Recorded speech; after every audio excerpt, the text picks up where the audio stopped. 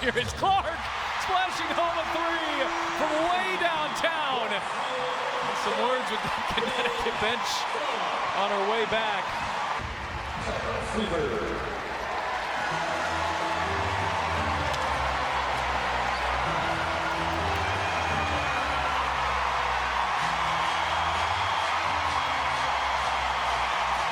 20-point lead.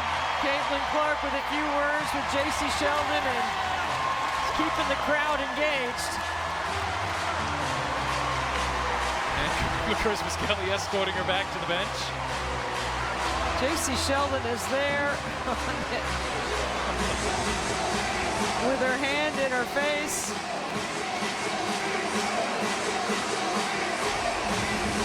Competitive fire. Golson had it knocked away. Good hands by Allen. And Sheldon comes up with the steal. Sheldon going coast to coast. And here's we got another break is here as J.C. Sheldon goes right after Sophie Cunningham. It was a hard foul, no question. I'm blaming this all on the officials tonight. It is totally their responsibility. That's a hard foul. That's a flagrant foul. And if they had taken care of the business earlier, we wouldn't be in this situation right now. Well, you can't eject her because you didn't eject Mabry. That's a flagrant foul. It's a hard foul. You could say it's a play on the ball, but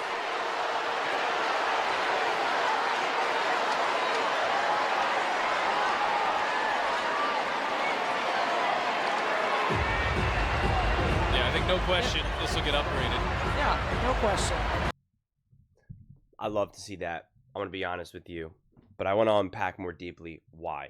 I made a previous video talking all about how ridiculous it was that that Mayberry wasn't thrown out and that it was this whole thing and that just the way how the officiating was on Caitlin Clark in general and how ridiculous it was. And I really encourage you all to check out that video as well. And I ripped the referees, and I'm glad the commentator was like, I blame this all on the referees, because it's true. This is what happens, and I think that's 100% accurate. But then I also ripped the girls that were on the floor at the time to be like, who's protecting Caitlin Clark here?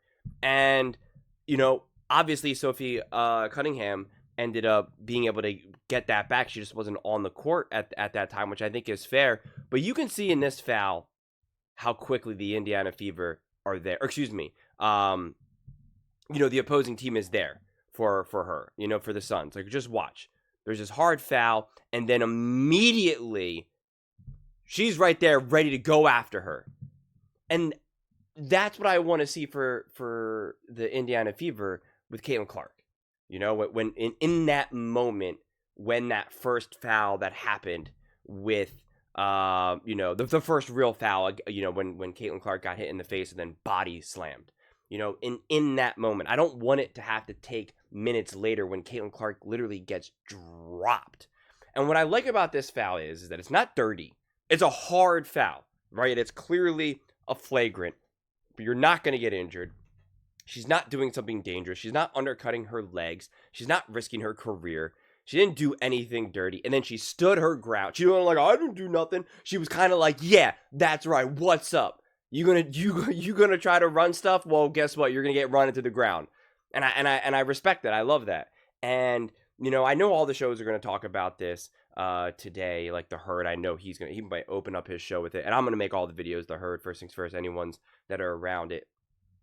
But what I wanted to kind of just jump off first was like, is emphasize more than I did in my previous video as well, is that like all of this stuff at the heart of it is positive. Like, as long as you can do this safely, like Caitlin Clark does need to be protected because she's actually getting a cheap shot. She's actually getting cheap shots and blindsided like game after game after, right? It's just relentless. And she's being guarded like it's game 7 of the playoffs, you know, of the NBA finals. And it's just like, it's gonna be a miracle if she survives it, quite frankly. I mean, seriously. But when you have this intensity, when you have this chippiness, when you have these girls hate her, and then you have some of this drama, like, it is part of the entertainment. This is part of the excitement. This is part of the intensity. And all the great sports and all the great rivals have it. You want it to be about ball. You do. But quite frankly, the moment LeBron James and Steph Curry kind of became like friends and they were kind of, like hugging each other and there's clearly like a lot of love and respect there, it was like, it's a lot less interesting.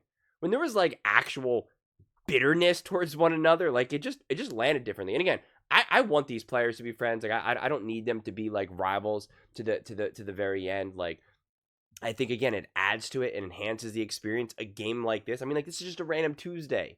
Like that's what I always try to emphasize. It's just like, like when a game can have such a big impact and it's just like a random Tuesday, it's fun, it's exciting, it's entertainment. Watching Sophie just get after it, I mean, like, come on. Like this is, as long as everyone can stay safe, right? The physicality of it, I'm all for it. I really am. But like, it was pretty much at her shoulders, and then you have some of this like fighting here that didn't go anything more than it needed to be. Punches weren't thrown, right? Like it wasn't next level. But it also, this is what also sparks it, right? Like that intensity, this is what then sparks Caitlin Clark to be like this, right? This is our young. I mean, I watch this and I'm just like, this right here has made me more of a Caitlin Clark fan than I was before. And I was already a huge Caitlin Clark fan, right? Like, but watching her, it gives me the chills right now just watching it, and I've already seen this like 10 times. I love it. I mean, I just love to see her build that intensity. That's what these leagues need. And it needs to matter, because people said like, oh, if you watched WNBA before, they always had this chippiness. But it was with low quality play. There's chippiness when 13-year-olds play. It doesn't mean it's good. I mean, like I can watch a bunch of 10-year-olds play intramural basketball, and there's gonna be technicals, and they're gonna be screaming and fouling each other, and it's like it's pretty chippy, but it's like doesn't mean it's a good product. When she makes a massive deep three in the face of the girl that essentially slapped her in the face and was body slammed by her teammate, and then drops this three to go up by 20, and now has that girl still chirping at her. And now Caitlin Clark is yelling and talking to the fans and getting everyone all fired up. I mean, like that's what it's about, man. Like that is, it's stirring up emotions and feelings, and it's just awesome to see. It's awesome to be a part of. Like I keep saying, Caitlin Clark is a movement, and we're all part of it. And like it's just I mean, like seriously, they're not even hiding it anymore. Everybody just hates Caitlin Clark. I mean, like, it's just so unbelievable, man. I mean, you would think that this girl's got such crazy skeletons in the closet, or that she's just a terrible person, and she's obviously not. And I'm just so happy that she's not trying to be accepted by everyone, that she's embracing this role, that she's embracing that it is her against everyone. And seeing Sophie Cunningham step up like that, again, I think is awesome. I think it's necessary. I think it's important. I mean, the sheer fact that no one else did that, I mean, like, is just kind of crazy to me. And that it took like minutes of gameplay for there to be something like that, and the fact that it wasn't immediate is just, that is weak. And that is what I was pushing back in my original video. I mean, again, I don't want anyone to get hurt. I don't want to see this every single game. I don't want this to be just the norm, because then it's just kind of like, all right, what is this? And these, nobody, even the men, won't survive a whole season of this because it does become too much. But things like this, right? It's like an ice cream sundae. It's like these types of things really are kind of like the cherry on top, the whipped cream, whatever, chocolate syrup, hot fudge. Like it can't be the foundation of all of this, but it does add to it. I mean, if this was just a regular game where Caitlin Clark scored, I don't even know how many points she ended up. I think 20. Honestly, I don't even remember, because that's my point. It wasn't the story of the game. I mean, she was making crazy threes, and I have all these notes, like I always do. I always timestamp all great plays, and I got 1, 2, 3, 4, 5, 6, 7, 8, 9. I got like 15 timestamps. All right, that I'm going to go through in a follow-up video, but it's just like, there's no point in it right now, right? Like, because it's like, I'm going to be like, oh, look at this great pass by Caitlin Clark, and oh, look at this one assist that they got to, that they got to make that layup, and like, that was a great three, and it doesn't matter, because it's like, whatever, this is the story, and this is why everyone's going to talk about it on Wednesday, or you're watching this today. Like, this becomes the story.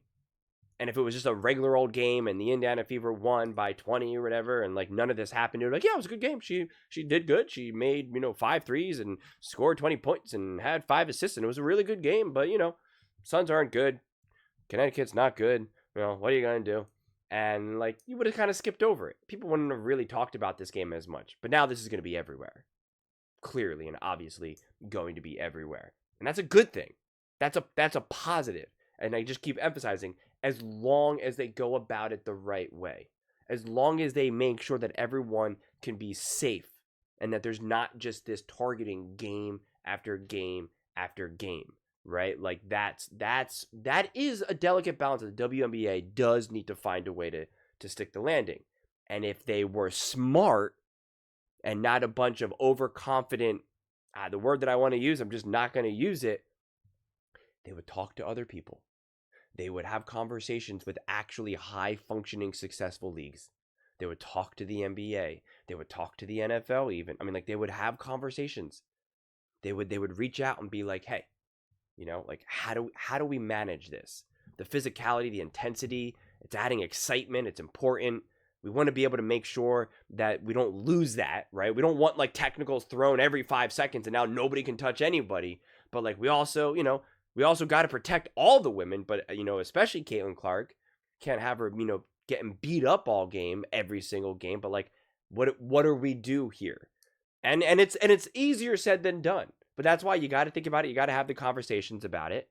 I want to be able to still see moments like this to a degree. I don't think Caitlin Clark should be fouled and be able to be physically covered defensively like it is Game 7 of the NBA Finals. I don't think you should be able to body slam someone, but I still do want them to be able to ride that fine line where some of this intensity is going to be. And when Sophie Cunningham, like, I don't want them to now come out to, today, and maybe they, by the time you're watching this video, maybe they do. I doubt they will, but it's like, Sophie Cunningham's suspended for 1 game and this, right? Like, it's just like, you don't want to see that either. So, really to emphasize, it's like, I'm a fan of where this is all going, but it's how you get there is where you got to be careful. Because if you have someone like Caitlin Clark get injured doing all of this, well, then you just made the biggest mistake you possibly could. So allow some physicality, allow the chippiness, allow the girls to kind of bark at each other, allow for some tough fouls within reason. Don't allow cheap shots. Like, that's insane. The other Indiana Fever also need to do a better job of protecting Caitlin Clark, of letting them know, if you're going to keep doing what you're doing, it's done. Like, quite frankly, I forget the girl's name right now off the top of my head, but the girl who fouled Caitlin Clark initially, not Mabry, but initially, number 4, I know they played together against each other before. I just can't think of her name right now. There should have already been a message sent before the getting hit in the face, because she was playing so physical, so tough, just nonstop. And it's like, you need to send a message back. And again, not dirty.